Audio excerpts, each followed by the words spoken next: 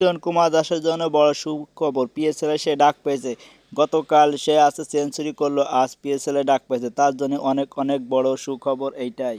Champion trophy খেলতে পারবে না লিটন কুমার দাস, এর জন্য অনেক দুঃখের খবর। এখন নতুন সুখবর, সেই পাকিস্তানে যায় পিএসএল এর যে খেলা আছে সেইটা খেলা হবে পাকিস্তানদের জন্য, তার এটা হচ্ছে বড় সুখবর লিটন কুমার দাসের জন্য।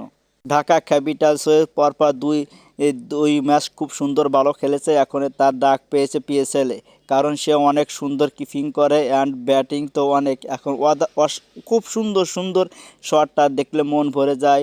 আর কিছুদিন আগে পাকিস্তানদের সাথে টেস্ট খেলে সেখানে রান করেছে 100-র উপরে, তার জন্য তার আরও ডাক আসার অনেক ছিল, এটা তার প্রাপ্য ছিল। এখন নতুন করে এটা আছে সুখবর, সে পিএসএল ডাক পেয়েছে লিটন কুমার দাস।